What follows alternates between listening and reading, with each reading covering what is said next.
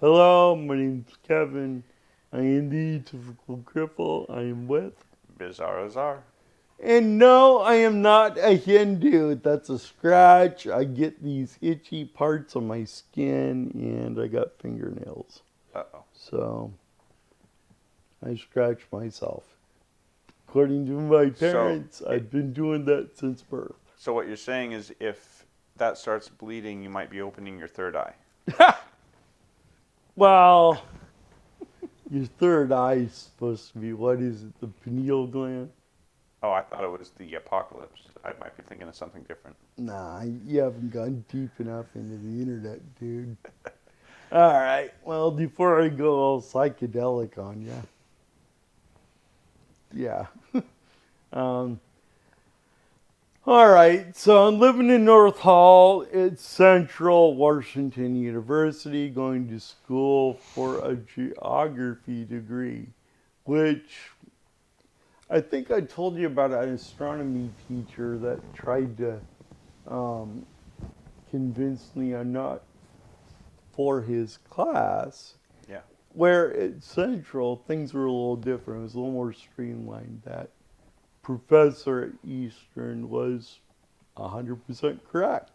So I went through some tests, even though I had the GPA to get into the school, I still uh, tested basic English, basic math, and they're like, yeah, we want you to brush up on it. Hmm. So I ended up taking a couple of remedial courses, and so I'm sitting there with the director of the disability thing, and he kind of gives me a false dichotomy. I thought at the time, he's like, "Do you want to be a social worker or a teacher?" And I said, "Neither. I want to be in geography."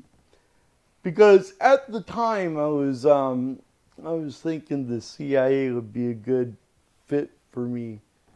Of course, little did I know there'd be a war on terror all throughout my professional thing. And I didn't go. I ended up not going to the CIA, and I'll tell you why later.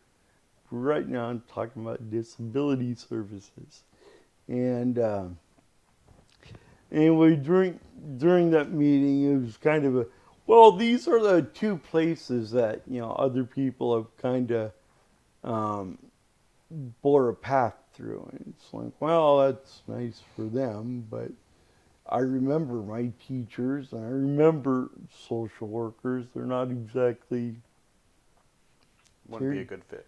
Well, right, right. I had a social work graduate student as a roommate in graduate school, and yeah, it's not nothing like being called a Nazi racist, Hmm. um, because you don't think that people should be given positions based on race, or I mean, we argued all the time. I'm just like, dude, shut it. Um, But yeah, it kind of gives you the flavor as to where the ideological and the ideological flavor of the time. And then That's when I was at North Hall, I had thought about being an education student until I met education students. And I'm just like, I don't understand. Are they supposed to teach the kids, which is like, I'm here to give you information, or are you just relating to them as children? And I'm just like, I want to grow up. I want to be an adult. I don't want to just turn into a child. And that's kind of the opinion I had of education. I mean, look, I think there are great teachers out there. I know I benefited from it, but a lot of them were, Vietnam vets, and wanted to see me develop and grow up and be an adult, not be forever teenager. So I you know all 4 years at that college has not dissuaded me from that opinion, and I'm just going to say not all, but lots. Um, so I wanted to go into geography, which I thought was good because I sucked at math and I was good at concepts. And one thing I liked about geography is that it takes a three-dimensional surface and squishes it into a two-dimensional frame. And I was good at memory, um, looking at patterns, things of that nature. Not quite Joe Nash, beautiful mind, but something along those lines. What is a? Go I'm ahead. I'm trying to think like geography. Hmm. What kind of jobs do you get with that? Right, right. Well, in geography, there's lots of applications that need maps. Yeah, go ahead, look, go. That need maps. Anything from engineering to state work. The Department of Health keeps track of wells, and so you need to know where the well is, sample, uh, know the depth, and so you would take a program called the GIS and apply that data to it that would relate to a database and a spatial layer. And so there's lots of applications of that. Um, Transportation, aquatics.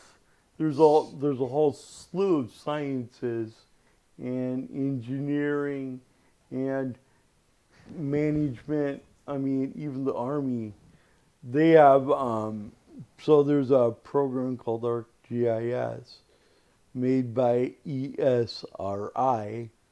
And what they do is they provide a number of custom tools for different applications. So if you want to just manage a zone between water and land, known as riparian zones, a lot of diversity in their biodiversity. You can use air photos, but you're applying a lot of data. Hmm. And It I was always struck by people that worked um, in the world doing things, and even though I couldn't do them myself, I felt that in geography I can at least be a part of the process. it sounds. I mean, when I was in school for civil engineering, Hmm. uh, like it sounds like there'd be a lot of crossover with what civil engineers and surveyors Hmm. and geographers would be Well, involved in. have you ever heard of the public land survey? It's where you get all the township and range. Okay. So you get a township, 36 north, 44 west, or whatever. And then these are all plotted out coordinates. And Thomas Jefferson, in his wisdom, um, developed this coordinate system Yeah. where east of the Mississippi, it's all a coordinate system called meets and bounds. So this tree to this rock to that rock wall, follow the rock wall, which is how a lot of Europe is part part you know Partitioned or right. yeah. And it goes back to what it says in Leviticus about Not people moving fence posts. boundary markers. Yeah. Yeah. Yeah. And it's very important to be able to because it's very important to know what's yours for someone else's. Yeah.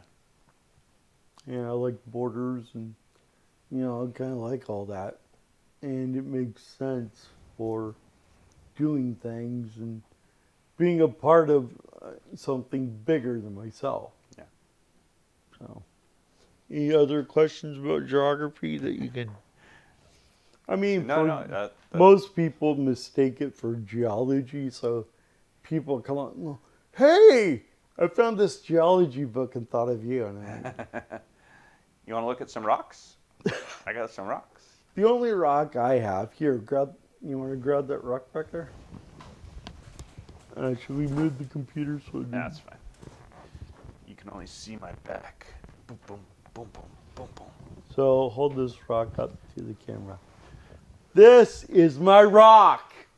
There are many like it, but this one is mine. Okay.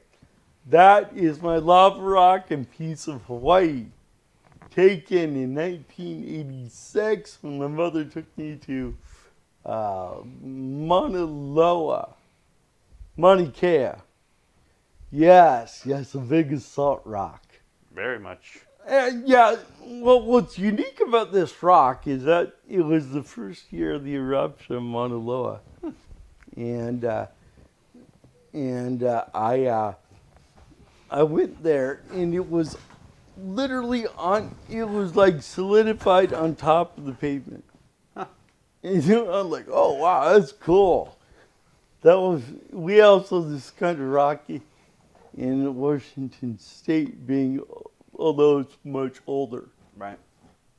Definitely under the pavement, not on top of it. It's not how it's supposed to be. But You think we're gonna have another big eruption around here sometime? Yeah, I'm sure. Well, I haven't told you guys about my experience with the St. Helens eruption, No, you have not. but for another time. Yep. But yes, I am. Yeah, that rock is unique because I know how old that rock is. I mean, what other rock can you say is a certain age? And evidence that, this bubbled out of the earth in 1986. Mm-hmm. Wow. Just a little bit before me. Right. Did that rock pre-exist you? I guess so. Yeah. Wow. That's cool. But anyways, it's pretty. I think things like that are pretty cool. It's one of the things I like about geology. But I'm more concerned with what's on the ground than what's under the ground. Unless it's oil. Right. Or CH4. Methane. Interesting. Or gold. Yeah. Well, maybe I do have an interest in geology. Yeah. All right, so you got any? But I mean, look. In geography, you get to know why the sky is blue. Do you know why the sky is blue? I thought the sky was purple. Blue, purple. Well, what color is the sky in your world? We're not going down that postmodernist. Yeah. Anyway, why is the sky blue? Why is the sky commonly perceived as blue? Is that is that better for you? I accept that. Okay. Why is the sky perceived blue? Because as the sun radiates and interacts with the molecules of the air in the higher altitudes, it scatters the blue wavelengths. So therefore, the higher up you go, the more scattering you get of the ultraviolet. So essentially, the sky is purple at certain altitudes. Weren't expecting that one, were you? I think deep down I knew all along. Intuitively knew. Yes. No, I don't know what altitude that is. But no, I mean, look, I always wondered things, and, you ask your parents, and, Sometimes they know, sometimes they don't. Sometimes they take you to the library and you get really engrossed in Telltale Heart and The Raven and forget the question you wanted. um, that's me. And I mean, look, I wanted something that I thought was universally valued. Being able to put things on the earth and know their form, function, and things like that. Turns out things are way more specialized than that. And turns out you can train people to do the geographic stuff as a ancillary to whatever you're working on. So if you're an environmentalist, it's a lot easier to know all your environmental science, and then add on a geographic component. And so you're a little more aware of what's going on rather than go directly into the geographic. Still don't have the math skills for what's called geodetics, which is kind of um, setting up unique datums for how to rectify things on. So you have data over here and a data over there, and you want to overlay them, except they're on different datums, and so a different model for where the unique placing on the Earth is. The further you get away from some maps, for example, a Mercator map is most accurate at the equator. And then the further you get to the poles, the more distorted they are. Where other maps will will transect the surface at another place, and so you can, and then the further out away from the area you go. So it's kind of the map, the datum for the information, not the other way around. Does that make sense? Kind of. So if you're a transportation guy, it's a lot easier to learn what you need to do on the computer than be a computer guy and learn to do what they need you to do for traffic. Makes sense, yes. Okay. I didn't consider that. And so a lot of my compatriots were going for land management and things like that. And that's why I went to graduate school, because I kind of, people are like, you're really smart. You need to go to grad school. I'm like, another 4 years, turned out to be 8. But yeah, another 2 years for graduate school. I wasn't really looking forward to it. And because I wanted a job. Yeah. I mean, that was the whole point of the thing. I wanted a job. And I figured if I went to grad school, I'd be more eligible for a job. Not so. Not so. Was it, do you think, other fields might have been more compatible, or? Right. That guy at the disability office seemed to think that social work and teaching. Or education. Yeah. Right. And those were the options I had. I think if I'd been a pre-law and lawyer, maybe. Yeah. I got a good knack for argumentation. Gosh dang it, I was surprised as hell when I was when I learned that philosophy runs the world. Huh? Yeah. How so? All right. So Are you saying I should get a philosophy degree if I want to run the world? People do get philosophy degrees, and they end up starting ideologies Mm. that people use to run the world. Uh, Do they have attend you heard a little thing called Bohemian Groves or something? Yeah, very much so. Yeah. Very much so. Skull and Bones. Well, what are these things but organizations that put you into a situation where you're an elite? Now you think of Navy SEALs and people like that. What about other areas of the economy that you control, and then you get to choose who comes in and out? That is a controlled system. And now we used to do it at the church level, but we've loosened things up to accommodate. It's bound to happen. The church has gone through Reformation after Reformation over and over again. And what dies away is, I think I remember something in Hebrews where it talks about the shaking of things, whatever's left stands. Mm-hmm. It's a process. Yeah. And we don't know what's good or bad or otherwise until we implement it. Mm.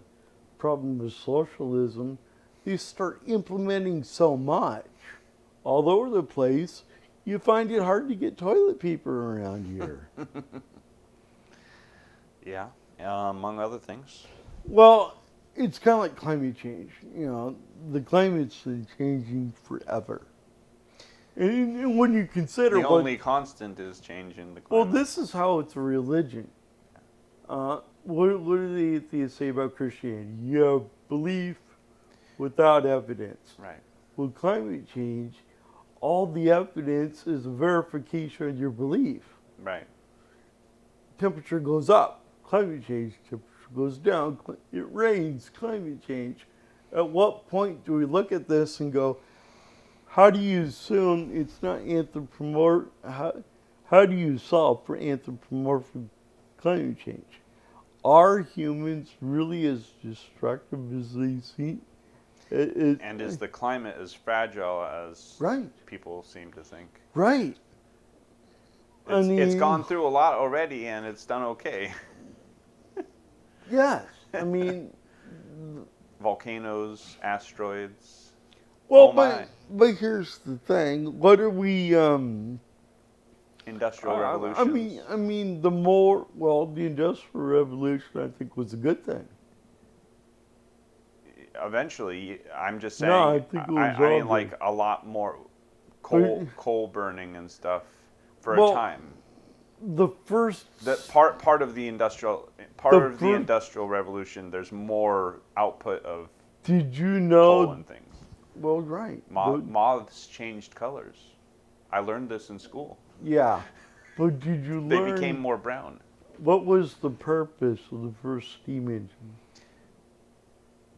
To replace a horse? No. It was to dewater the coal mines. Oh. So they're as like a pump? Oh. Right. Okay. Yeah. To dewater the mines. So I learned this when I shot my antelope. It was sponsored by a mining company. So you drill a bunch of mines around your mine. Drill a bunch of wells around your mine. And then you suck all the water up. Lowers the water table enough that you can go after what you need.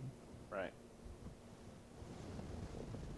And so the first engine dewatered the mines to open up the mines for more coal. It was simple as that. Mm-hmm. And the steam engine was around for like 800 years prior. Right. Or longer. Longer than that. It was like 500 AD. So why didn't it become prominent? Because nobody could, you can't I mean, What use is it? well, They didn't. there's a mind issue of what uses it, but we're getting off topic. Yes. Yes. But What was the again, topic again? well, we're talking about climate change. Geography. Well, and here's the thing about geography. I know a little bit about a lot of things. Human geographies. One thing I love about human geography is the idea of cultural resource. The Arabs used to put um, uh, petroleum. They called it bitumen. They used to use it to seal their boats. Now we run our vehicles off it, Yeah. which is a better option. I mean, but yet it's the same resource, but one with a higher advance of technology. Right.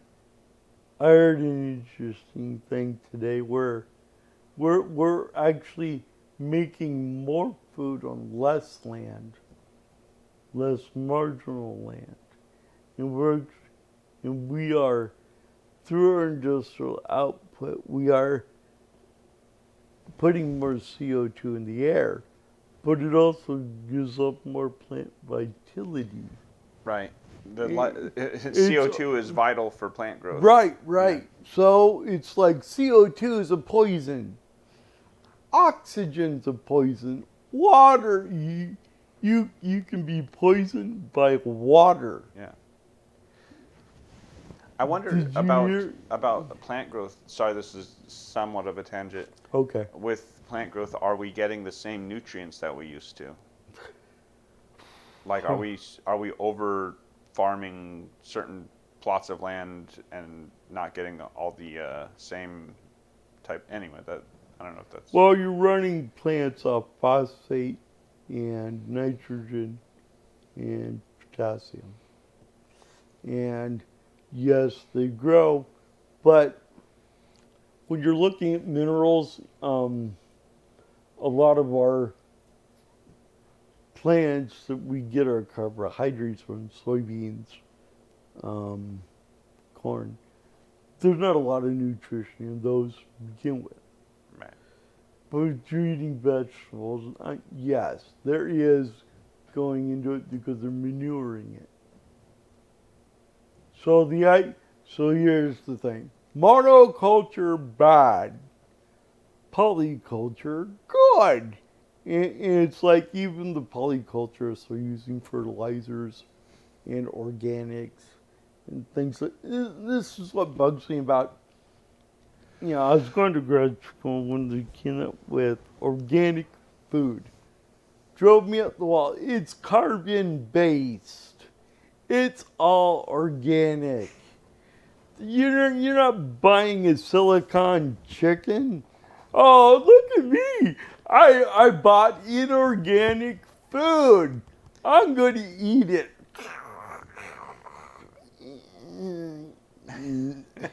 It's made of sand. Isn't it supposed to be like they don't use pesticides or something? Well, that is the thing, but It's a brand, but, not really a but when I was accurate going, description. well, right, but now they're saying they're using, oh, we use this pesticide, not that one. So what? Boy, I live in Washington. I live here in Washington State. We put Alar on. There was an insecticide called Alar that we used to put on apples, and then, oh my God, Alar's bad. When you wash your apple in the sink, you wash over 90% of it off. It's not a thing. But then it's in the water. Oh, and so is Silent Spring. God. What? Silent Spring was a book that imagined a world without insects or birds and what warned us. It was fiction. It just captured people's imagination. It wasn't a scientific study Right. on DDT. It may lead to issues with the shell thickness on eagles as apex predators. Oh, the horror! Where DDT used to save millions from getting malaria. It's like, holy shoot. The environmentalism it's paganism warmed over. It seems like there's a lot of. Oh. I mean, And I learned. we're supposed to be. Here's the thing. Back to the school thing. This is where I started putting together these ideas. I had this professor's like, when we go out and chop down trees, we should chop down a tree with a pocket knife. What? Yeah, because the tree grows at the same rate as you pulling it down with a pocket. I mean, these people are nuts, and they drive home in cars. I mean, these hypocrites. I mean, if these were Christians, they'd be going to the strip club and getting lap dances, taking the ladies back while they're saying praise Jesus. Yeah. I mean, Thou shalt not commit adultery. well, that's assuming they're married. Otherwise, it's fornication. Yes. Get your Yes. sin right. Oh, sorry. No sexual immorality. How about that? That's helpful. Helpful. If you can attain it. Living that monk life. Yeah. We're getting off topic. Well, if you actually looked how most monks live, that might be an indication that monk life might not be what it's all cracked up to be. It probably depends on the monks. Very much so. I've heard good things about some, bad things about others. Templars or Augustinian. I don't know. I mean, look, I Probably depends on community, how. oh right. You can have, but look, people all want to desire to be good. The question is, what are they yoking that desire to? But again, back in school, I was, going, oh, this guy's crazy. He wants to go out and lumber with a pocket knife. I mean, you can't argue with that. Yeah, I just used to say these people are insane. And then I went to grad school and I was surrounded by even more of these people. And I was wondering, what is going on? All right, we're 33 minutes. What is going on? All right, well, we're going to close this one up. My name's Kevin. I am the Typical Cripple. And by the way, if you're not watching this on double speed, you're missing out. I sound a lot better. All right, and you are? I am Bizarro Czar. Please like, subscribe, comment down below, and hear us at twice the speed if you're... If you know what you're... Yeah. Yeah. All right. See you on the next bounce.